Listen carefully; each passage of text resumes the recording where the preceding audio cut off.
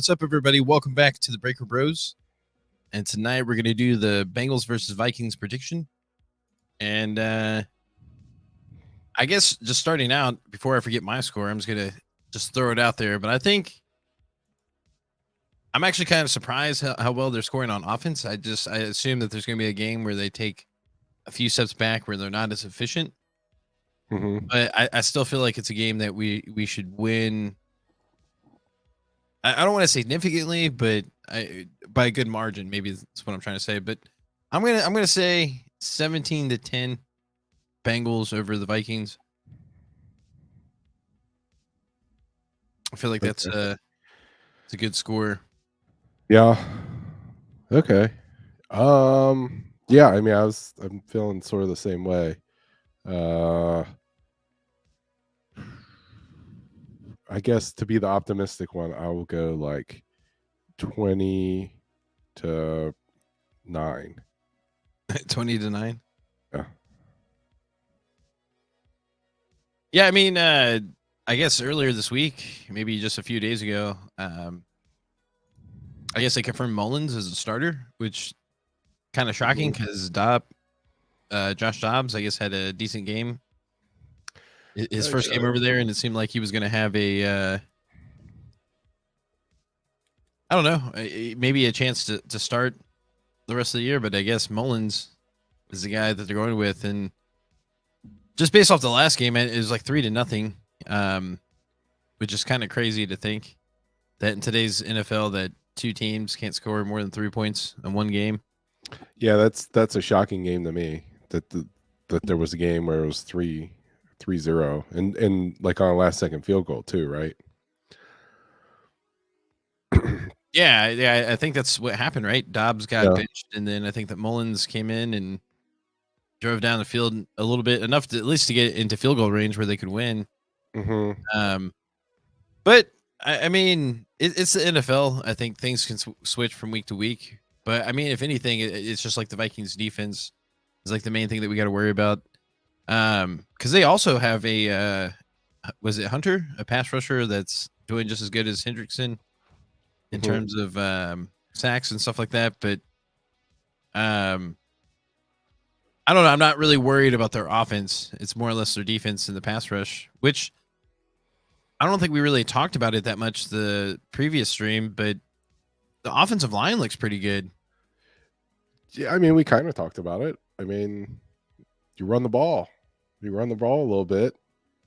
The offensive line doesn't have to work as hard. They get to throw some punches instead of just absorbing punches the whole game. So I think that's the play calling has just gotten better, and they've actually acknowledged that you need to run the ball a little bit, and that's kind of opened up the I don't want to say opened up the playbook. I guess I just did. But I mean, I think it makes the passing plays more effective, both because you can't only defend the pass. You have to guess which type of play is going to be run. And then you're worried about now running plays because Chase Brown hit the home run on a screen pass. And now you got to worry about, well, if Chase Brown comes in the game, he could take it to the house. So, the defense has to commit some resources to defending the run, and you're running it, which takes a little bit of the energy, and you wear out the defense. So it weakens the pass rush. I mean, there's just all good things when you run the ball a little bit. So I think that is why the offensive line has looked better, is because they've actually been able to fire off and give some physicality to the defense instead of always just trying to, hold blocks and whatnot. Yeah, I think by simplifying the offense and not being so much like spread, and I guess having all the different types of plays, because I was watching one of the shows earlier this week, I think with one of the former running back coach, Bengals coaches, and he made a good point, is that with Burrow in your normal offense, and just in general in their offense, they require the offensive line to do like a lot of different looks, to whereas maybe some offenses are just mainly centered around certain philosophies. Like if you think of the Titans or maybe even Baltimore, Like they're doing basically a lot of the same things over and over. I mean, that's Yeah. kind of like what we were preaching, but to whereas because we got such an offensive minded head coach and he calls all the plays, I think maybe it's one of those cases where we do too much of a little bit of everything. Yeah. And I think the reason why you're starting to see a lot of success with the offensive line is that when you simplify it and they pretty much know what they have to do, like you don't have to do as good on many different things and you just focus on those few things. I think that's why you're seeing that success too. Because Yeah. And then when you focus, what do you focus on? just run blocking, going Well, I up the mean, you field. But focus on things that you're good at, right? I mean, if you were doing 10 things before and you're like, okay, let's instead of doing 10 things, let's just do 6 things. Well, what are the 4 things you're going to get rid of? well, The least effective things, right? because someone it was actually another video I was watching about the offensive line because Volson apparently has had like a really good last week couple of weeks and this past game he had a really good game Volson but they were just showing like one of the run plays and like kind of the blocking scheme Mm-hmm. and I feel like with the Bengals offensive line and just the scheme in general it's I would say it's more complicated than your average like offensive scheme in terms of what they want them to do in terms of blocking. Because like when you really Yeah. break down the film and see some of the things that they do, it's like, damn, okay, I can see why it gets kind of complicated. Because when they pull as many linemen as they do for certain things that they run, Mm-hmm. if the person that's pulling or whoever misses a step, like the play is dead in the backfield. And I think that's why we saw so many plays where people do get caught in the backfield because it's like if they just have that one person mess up, that's all the difference in stopping the play. But yeah, I think part of it too is just the execution of them blocking and then having the result afterwards. I just think it makes it that much more fun to run Mm-hmm. because, like, I would imagine as a blocker, if you're blocking for the running backs and they get those 30, 25-yard plays, like it just incentivizes you to keep doing it and just performing well too, because like you get a reward after it, just seeing that Yeah. instant result. Yeah. And the defense has to account for it. If you're hitting 30, 50-yard plays with backs, defense has to guard them now, as opposed to, when the Bengals are so focused on, going empty and throwing it 50, 60 times a game, defense didn't have to guard the run. Yeah, and another thing that I put up here in terms of this coming game and what I think could be a big factor is actually the home crowd. I think the fans are starting to get back into it, and then it's not official, but it sounds like they're trying to do like a fan imposed blackout game where everyone wears black because this is like the first game of the year where they're actually doing the black tops with the black pants. Mm-hmm. I feel like they should do it more than once a year. I don't know why they are so stingy about it. What, the blackout or the uniform? Just the uniform combination. Me Mhm. personally, like, and just not including the socks because I know they're doing. Because actually, I don't think I've ever seen this where they actually did black on black on black, where they have the black tops, pants, and socks. Mhm. Because they usually wear the red socks with this, or not the red, the orange socks. Um, but nonetheless, I think the crowd is going to be in it, and this is for me the black on black is one of the better combinations in my opinion that we have. But I could see that being kind of a big thing because I don't know with Cincinnati they kind of like these type of things where there's like I guess more or less a theme going on with the game, but also I think there's a lot of people that are starting to get into like the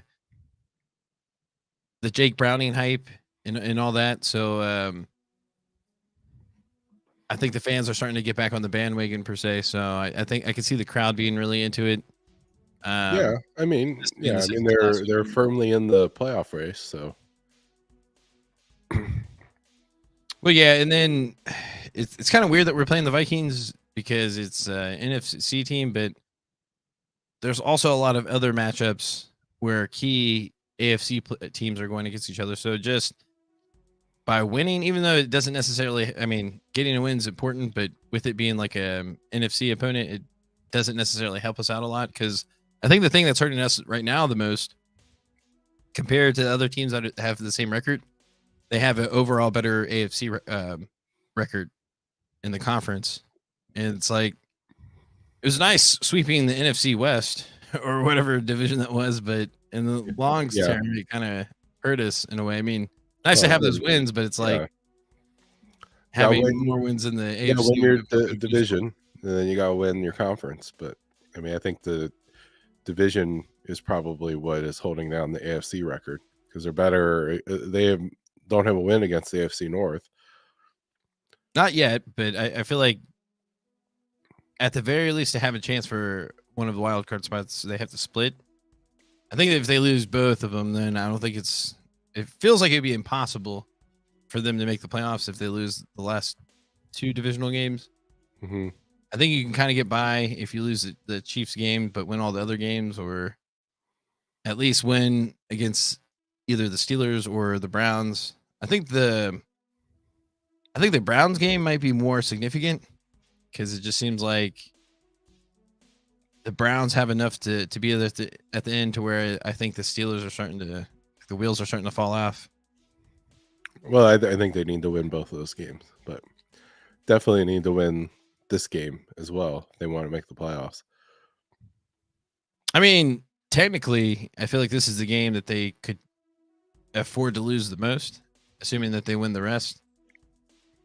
But I mean, obviously, you would want to take the win now just to put pressure on the other teams. But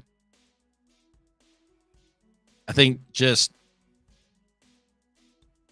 when it comes to seeding, stacking up those AFC wins makes a bigger difference. Because it's like, I think if you go 3-1, however you cut it, I think they have a pretty good shot of making the playoffs. I mean, it's good, but it's not great. I mean, because of the conference record, I just feel like the way things are shaking out, they're going to lose a lot of tiebreakers. Not, I feel like it's kind of 50-50 because. I guess they're technically in, right? Like if the playoffs were to start today. Well, the one that hurts the most, I feel like that's probably going to come back. Or is that not true? It's probably the Texans game. But all the other ones, I feel like we beat the Colts head to head. We beat the Bills head to head. We have a potential to split the games between the Browns and Steelers. Mm-hmm. That's what I'm saying. Like, if we could afford to lose a game, it would actually technically be the Vikings because it's like you don't really want to lose the Chiefs game because it's another conference game. And I think if they right win now, out, the Bengals are a 10th seed. Yeah.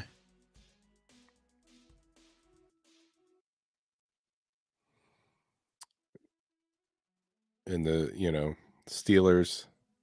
Yeah, but the Steelers, they play the Colts next week. Mm-hmm. So one of them two, by default, should drop out. Because even at this point, a tie doesn't really help him, I don't think. I think a tie only helps you if you have like more wins than the other team. Then it almost feels like a half a win. But if you're, I guess it shows you kind of like the tiebreaker scenario, though, right? So you got Steelers, Colts, Texans, Broncos, Bengals, Bills, all 7 and 6. And of those, the Bengals are 1, 2, 3, 4, 5th. So they're 5th out of 6 teams with 7 and 6 records.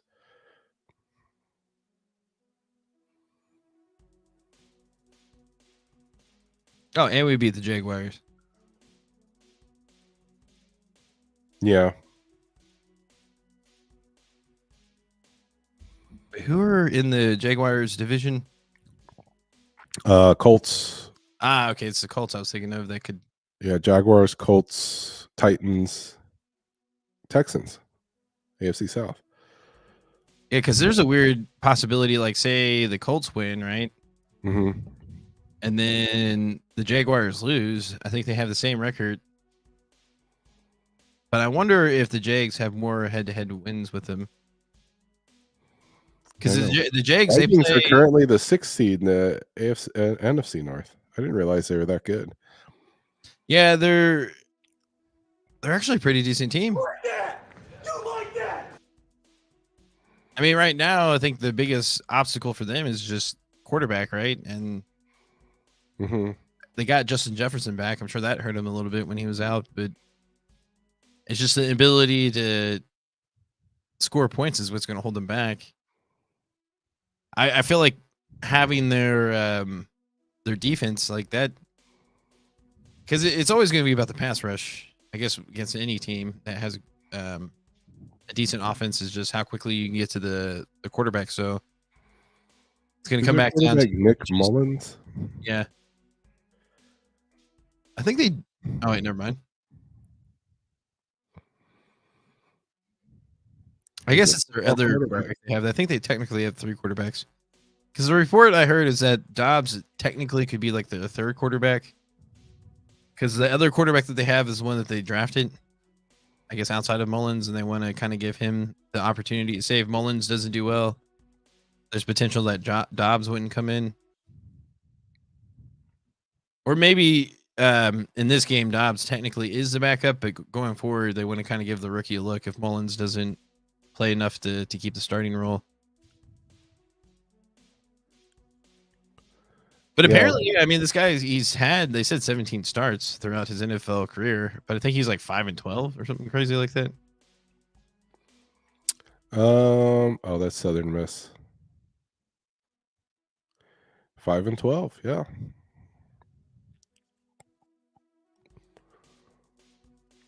So 9 for 13, 83 yards.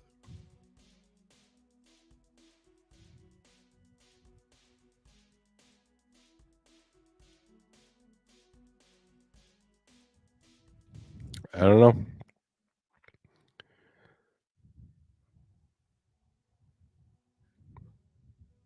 Yeah, Josh Dobbs is a interesting guy.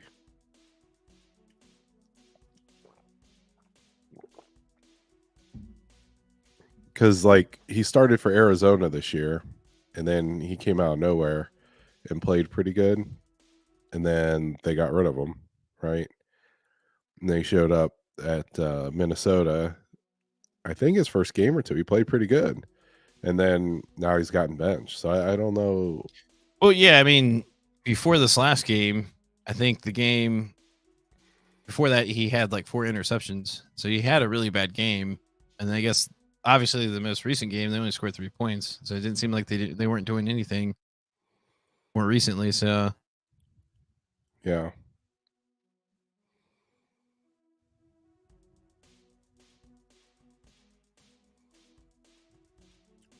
Two and two.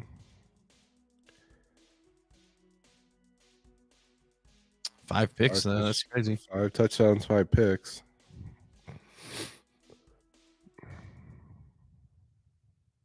Okay, he started off pretty good. Literally, his first game, he did good at Arizona, and then they lost the 7 after that. Yeah, but I feel like a lot of those games, it seemed like they were kind of in it. They weren't completely bust. Because I think most people expected them to start bad or slow, but not be as competitive as they were. Because I feel like even our game that we had against the Cardinals, it was kind of close at one point. I mean, I feel like towards the end, it didn't end up being a close game, but it was closer than what it should have been. So the Bengals played Arizona this year? Yeah. Did they play against isn't that one of the NFC West teams that we beat? Because we swept the NFC West. Yeah. No, I mean, Eagles, like so long ago. So they must have played against Dobbs then, right? Yeah, we played against Dobbs earlier. Like I feel like the first half was decent. They kind of kept it close, and then the second half is when the Bengals kind of pulled away. Because I want to say he also had a turnover in the second half. And just like most games, usually after that first turnover, it kind of breaks the dam. Oh yeah, and the Dolphins. Yeah, I mean, we were kind of talking about like who would be the clear favorites in the AFC or the most dominant team, and we were talking about maybe the Dolphins or for sure the Ravens. Now they seem to be the most consistent team, but the Dolphins losing to the Titans doesn't look good for them. And I mean, if anything, it just reassures what I kind of felt before. It kind of makes me feel better about the Bengals. I mean, it sucks because me personally, I would rather have the Dolphins win out and get the number one seed because they seem like the less threatening number one seed. I feel like trying to play the Ravens at home throughout the home or having home field advantage throughout the playoffs for the Ravens would be much more of an advantage for the Dolphins. Because, like, I feel like, too, where they're at, the Dolphins, you don't really have home field advantage. I mean, I'm sure their home crowd is pretty good. Because they have a tremendous home field advantage. Why? It's like because it's Miami. Yeah, it's Miami, and it's like it's gonna be what 70 degrees.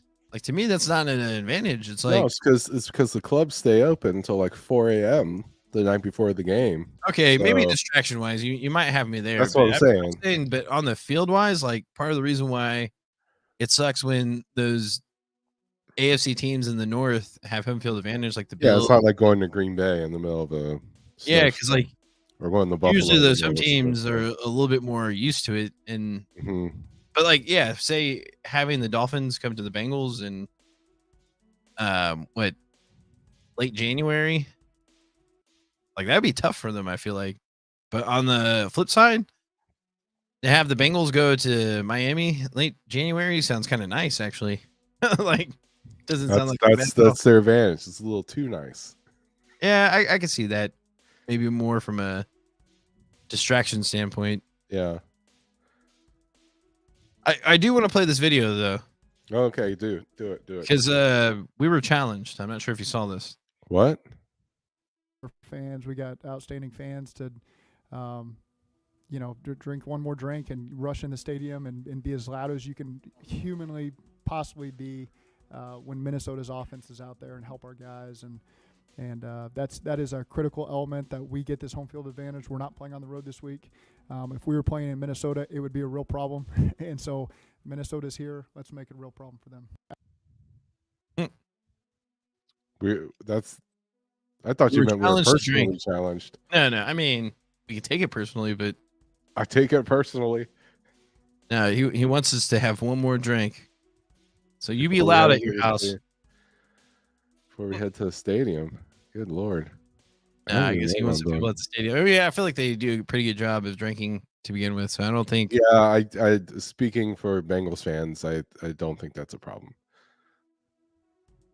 Yeah, because like when we tailgated, and apparently like they opened an hour before we realized, because when we were pulling up, they were already there. I was like, holy crap. Yeah. You could tell like these people got there right when it opened, I guess at 8. And like, I'm sure people were starting to drink at like 8 in the morning. So, but no, I do want them to be loud for the people that can show up. And like I was saying, I like the fact that they do those things where they try to get the fans to do like the blackout stuff. I know this is not really, I guess, being organized by the team's officials or whatever, but this is more of like a fan thing. And I'm sure a lot of people are going to show up with all black because it's just, I feel like Cincinnati gets into those type of things, and I think they're going to be there and be loud because there is. If it's communicated to people will do it. But I mean, it's on Twitter, so I feel like you didn't say it was on Twitter. Well, yeah, I mean, I'm sure it's on Facebook too because it just, like I said, it seems like a thing that they would like to do. I mean, when they did I don't know why they didn't. I don't know why they don't do it as like. I don't know why the team doesn't put out something. Well, because I mean, they already had like the whiteout. We've done that, and then they did the Stripe the Jungle, and I do kind of agree. Like, you can't have like every home game being like a theme because it's like people pay a lot of money for the stuff that they bought, and to force them to wear a certain thing that they may not want to wear just might rub them the wrong way if you're constantly doing it. So I feel like if you just have like a few games here and there, it's fine. But if you have like a theme every single home game, then it just becomes like a hassle. I see. Or at least that's why I like them to do it every now and then. But as of like not wearing the black on black, because I've noticed they only done it once this year, and I feel like they've done it more. I think this is going to be the only game where they're actually going to have the black pants with the black jerseys. So I'm not sure if that's like something that they're trying to keep as almost as unique as the white Bengal. Because like technically we've had the white Bengal more than we had the black on black. Mm-hmm. So maybe they may make this like a blackout game going out in the future, because it seems like with this combination, it's more of a once in a season type of thing, which is weird because I feel like you kind of have to wear all black on a home game at some point. But I've also heard, I think the home team decides now, or I heard the home team decides like uniforms. Like if the home wants to wear a certain thing, then it pretty much forces the away team to wear the opposite. Mm-hmm. But I've noticed like the most popular combination seems to be the white on white, like the white tops with the white pants. Yeah, I'm not a big fan. You don't like the jerseys in general, or? I mean, they're okay. I mean, they're not my favorite though. I think what's going to happen though. I like the orange and black, so I would prefer like orange. Yeah, I would like to see all orange at one point if they can get like orange pants, because I think the orange jerseys are kind of underrated. Yeah, I like orange jerseys. I mean, I think they look good. Yeah, they look good. They look good in the crowd.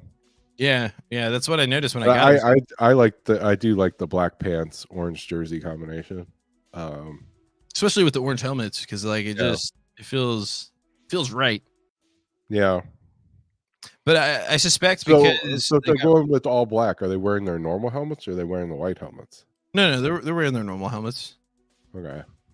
Because you can only have 2 different helmets as of right now. Well, I know, but like if you're wearing all black, like a black and white helmet, I don't know what that would look like. I don't know if that would be enhancing or not. I think it would look good, but I don't think it would look good as with the orange helmets. Mm-hmm. But that just might be personal to me. I don't know. I always thought the Bengals helmets look pretty good. Yeah, I've always been a fan of the helmets. I even like, well, I've always been a fan of the stripes. I mean, I like the old helmet too. That's like one of my favorite logos. It's just like the helmet with like the Bengals on the side of it. I think that's what they're going to do though. Like I think because they technically got rid of the color rush jersey. Mm-hmm. Because that used to be an option, and they just decided to just wear their normal white jerseys with the white helmets. So I think what they're going to do is they're going to vacate the color rush and just do a throwback jersey, like one of the older Bengals jerseys. Yeah. Because if you notice, like teams are starting to do that now, and there's always it's always been a thing, the throwback thing, right? Well, yeah, I mean, the Lions always wear like their jerseys from long time ago. You know how they kind of did the color rush thing, and like a few teams did it, and then you start to see like a whole wave of other teams to do it. That's just how the NFL does it. It's because like they're so weird about it. So it's not like a okay, you can just do it type of deal. Like they have to wait a year or so before it gets approved. It's always silly like that. So like you always see a handful of teams do it, and if it becomes successful, then you see like another handful of teams doing it. Because but the Packers and Lions have been on throwback jerseys for decades. Yeah, but it's not just them. I think the Cowboys went back to their throwbacks, and I think there's like a few other teams. Oh, the Seahawks, they did their throwbacks more recently. So I think the Bengals are coming. So if I had to guess, we should see their throwbacks next year, just based off of the timing. I mean, it makes sense because it's like, they're going to probably look really good with the new custom fit that they have now with like the old style. I think that those jerseys would look really nice. And plus, if they did like a throwback jerseys of like what Anthony Munoz wore, like so many people are going to buy those jerseys. Like it just seems like they still sell them. I mean, I saw them for sale at Dick's. They had those. Yeah, but don't they sell like the old style in it, but with like the old materials and all that? So it's like kind of loose. It's not like made with like today's. I don't know. I think. I think that's the difference between today's throwbacks. Is that they're made with like today's material. It's like old design, but still newer material, which makes them I know what you mean, like the cut of it and everything. Yeah, it makes them look a little bit more crisp, but just an old fashioned. Because like people are saying the old school Seahawks jerseys are like the best jerseys, and it's like because like the color combination that they have, it looks really nice. I think they have like that because like their old school jerseys were like it's more of like not like a baby blue, but I don't know. It wasn't the same style that they have now. So it's like that more like Ninja Turtle green with like a sharper blue. I guess, man. I don't think that they were that good looking. I don't think they necessarily were. I wouldn't call them the best, but just I mean, looking at them, and I think just the way fashion is, like it's kind of cyclical. So like when something becomes popular, it's popular for a while, and then people kind of get used to it, and then another 10 years or so, or 20 years or so, it kind of comes back. Yeah, those jerseys. Yeah, I don't think it's necessarily like the actual design of the jersey. It's just the colors that people like. Because like to me, the blue and the green pops. I don't know, man. They're okay. I don't have a problem with them, but I don't think they're that good. No, I agree, but I would like to see like a throwback Bengals jersey with today's materials because that to me it would look so nice. Hmm. Because I was never really a big fan of them, and then because I think I was brainwashed into liking like the jerseys that Marvin Lewis brought in to the Bengals Oh yeah, because it seemed those are different. I was like, oh, hilarious. these look good. They're trying to be futuristic or whatever, and then I didn't realize until more recently with the newer design, where it's more simplistic. It's like, well, these jerseys are way better. And then when I look back to like the old school ones, it's like, man, Like those those. actually look pretty good. It's just maybe not those, but ones with the skinnier stripe.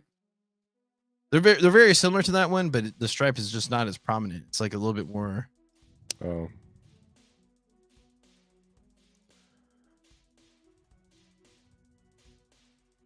this Actually, it one? looks like they do make them. Look at that 7 assassin to the right.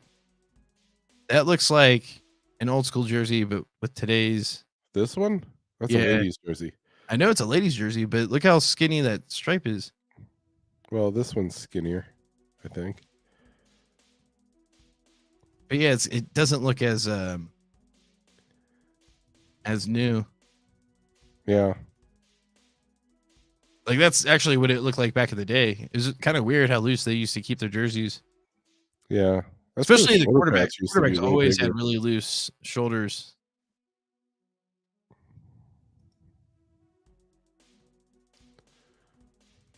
Yeah. See if they made that jersey a throwback, I think that would look really good.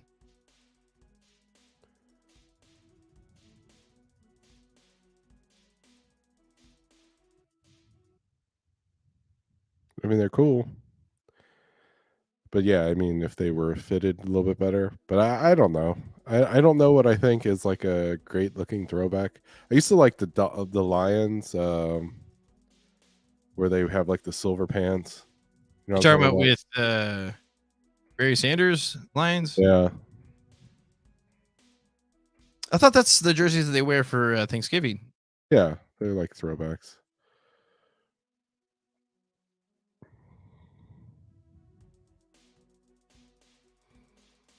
Yeah, I've always thought the Lions had a nice blue. It's just I think it's called Honolulu blue. The Yeah. Honolulu blue and silver with like the silver pants.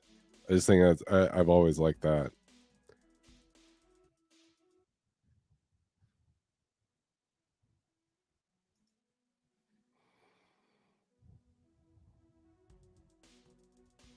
Can you do the Steelers Bumblebee one? Are we gonna make fun of it? Yeah. I mean, not necessarily make fun of it, but I just think it's funny because like some of their fan base thinks it's like the best thing ever. This one? Yeah, the 59, or I guess Those are that almost looks like a soccer terrible. jersey. The more I look at it, Looks like a referee jersey, which is I mean, fitting it makes because sense. Yeah, the referees are on their team, so it makes sense. yeah. I don't know. Mm, Those I guess black and gold ones don't look too bad.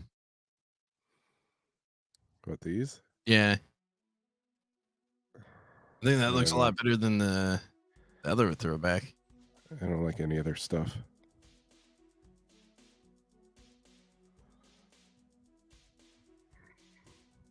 Nope. I just can't believe that one was just ever an option. I guess that was the style back in the day. That's what they claim. I don't know any historical precedents for it. Might just be making it up. That's so bad if they made that up. Nah, I mean, that's something they probably definitely were in the past.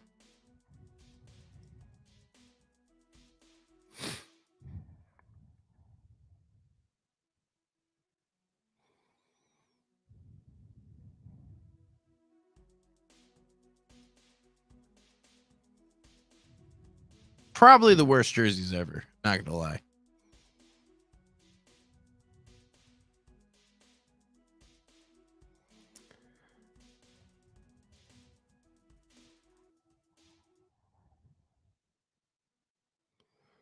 Okay, most striking. Revealed the throwback jerseys they'll use.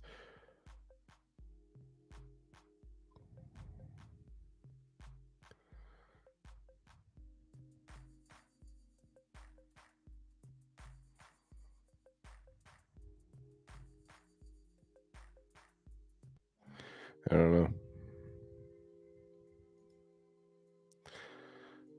It's bad. Really, the only other thing I wanted to talk about in terms of the upcoming game is just how good Trey Hendrickson's been lately. I feel like Bengals fans probably been talking about it consistently, but I feel like now it's to the point where I feel like more people need to be talking about it. I think just with the season, the way it's gone, because we started out slow, we had that little midseason burst, and then Burrow got hurt, and then now we're back on a winning streak. You know, we had a lot of up and downs to where like this season's been crazy. It feels like it's multiple seasons at the same time, if that makes sense. Yeah, and I think that's how most NFL seasons are. There's just so many ups and downs, and it could be week to week type of league. But I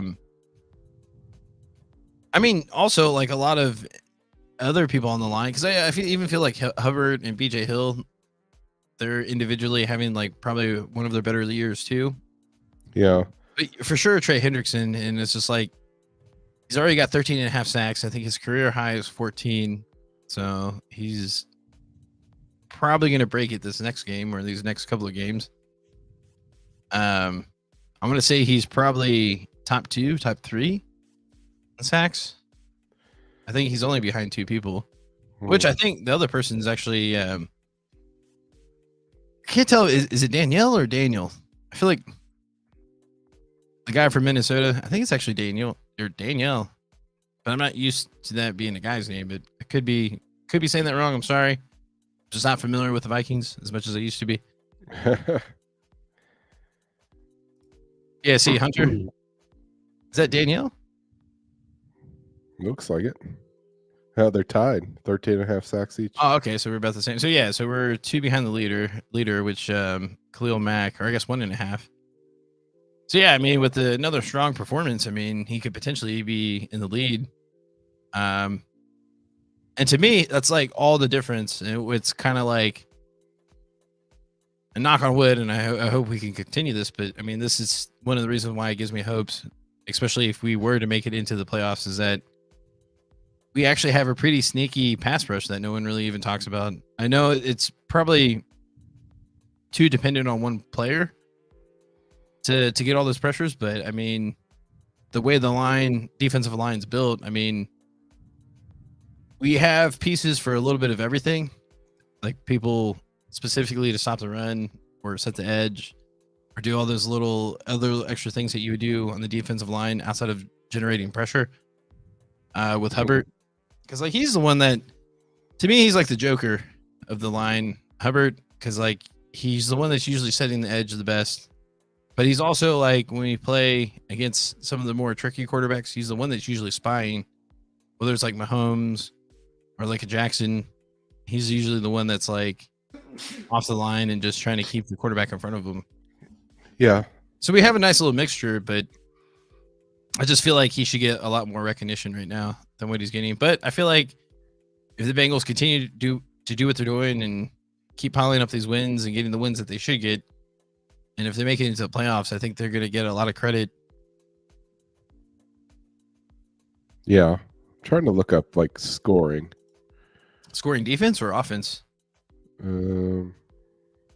Offense. For which one? Team. I'm sorry, defense or I'm sorry. Offense. So total touchdowns. Bengals are kind of middle of the pack at 31. And then Vikings are 30. Basically, they seem like they're evenly matched teams, even though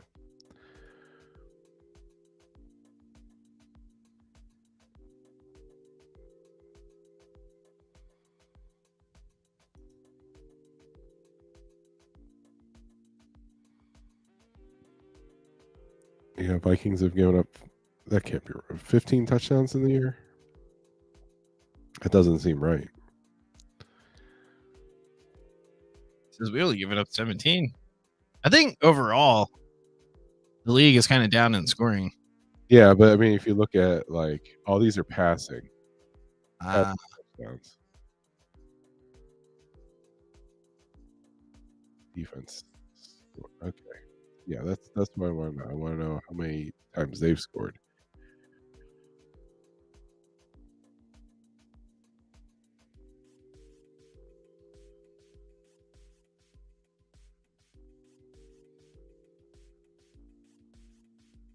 I'll say rushing defense when it comes to running touchdowns.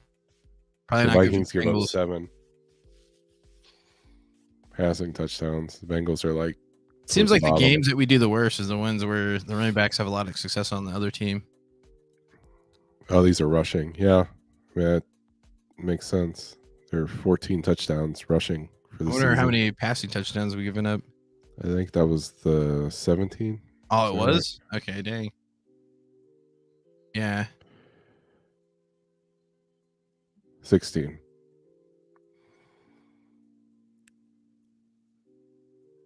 So the Vikings have a pretty decent defense relative to ours. I mean, they seem to give up less points, but maybe we're just overreacting to the last game. I don't know.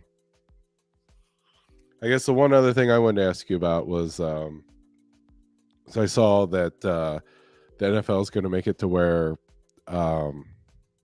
one of the playoff games you have to get like the Peacock app to watch it. Really? Yeah, which I find to be insane that they would do that. Yeah, I think that's really insane. I mean, the fact that I'm paying for a Sunday NFL ticket, like I should just get all the games. Like, no, like I'm paying the extra money just like I watch NFL. So I should be able to watch the NFL without any stipulation. You know what I mean? Like it just Yeah, I doing don't too know. much. Yeah, I don't know how it counts for NFL Sunday ticket.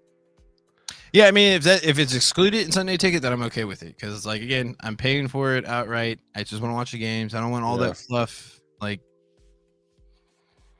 yeah. But if it's just a way for people that don't want to pay and they just have to download an app, then that makes sense to me. Like that's fine. Like if it's just a free way for people to do it.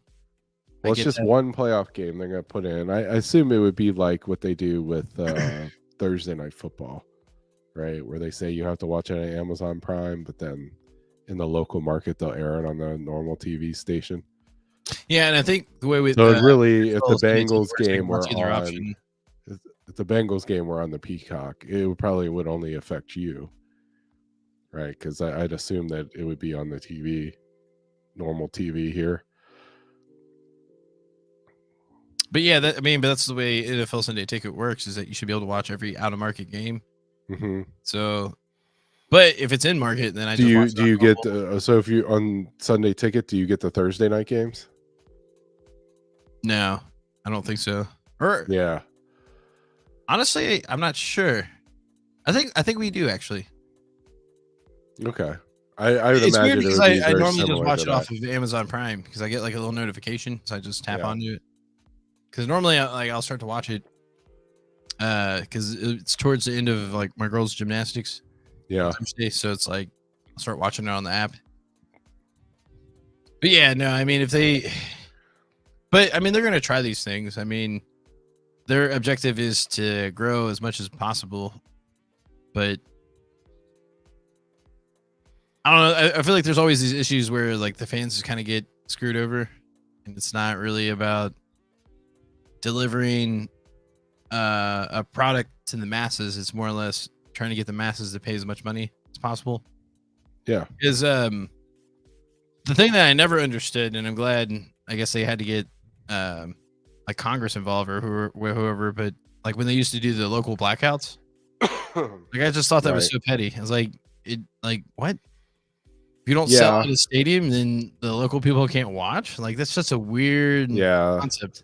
Well, that, and it's one thing, like to me, that's fine until you use like taxpayer money to like build the stadium. It's like if the community is paid for the stadium, then you have to let them watch. Even if you don't sell out, because you've taken all that money. To me, that's where it gets bad. But I mean, local blackouts used to be common in the 90s. It was just like so many of the Bengals games weren't on TV. Yeah, I mean, it was something that happened for a while. Like even in the 2000s, I think it was closer to when basically I moved out of town when they kind of reversed it. Because I think it became like a law, right? Like it was just I don't know the background on it, but I do remember not hearing about it lately. Because I remember it used to be a big deal. Because I'm pretty sure they had to get the government involved. I think that's basically what happened. Mm-hmm. Which makes sense because it's just like it seems like a very like scummy thing to do, not very ethical. Yeah, no, it's because the best way to sell out stadiums is have a good team. It has nothing to do with not allowing people to watch at home. Like you're not incentivizing people to actually go to the game if you're not broadcasting it. You're just pissing people off, if anything. Because generally, people don't want to go because they don't want to pay for the money that they think they're essentially going to lose. Because if you don't deliver a good product, then why would they want to spend any type of money on it, right? Because it's like you have to invest your time in the first place to be out there. Now, well, it's just not fun to go to a game where you lose. Well, there's aspects of the game that can be fun. Like you can't expect them to win all the time, right? So I mean, there should be some expectation of that they might lose. But if you're in a situation where you just know they're going to lose or play really pathetic, and really, it wasn't until Marvin Lewis did they start to establish like some type of consistency. I mean, there was definitely a major portion of his tenure where they just never could get to the next step, but there were times where they did establish like consistency and that you would know at least the game would be competitive. Yeah. Because like before that, I mean, it would just be straight up trash. Like, it was just, some of the games were so unwatchable. I mean, don't get me wrong. There was like a handful of games that under Marvin Lewis that were unwatchable, but not as much as what it was before. Like that whole, I guess, mid 90s to late 90s was just, I guess even early 2000s was just really rough. Mm-hmm. Just so many bad things that happened.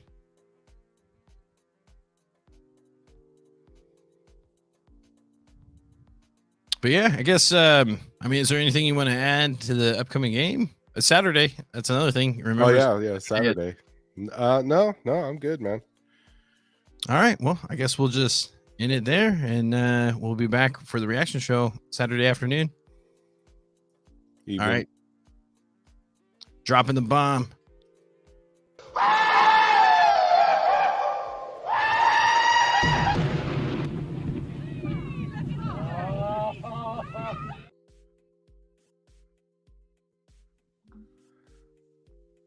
Oh, hey, are we still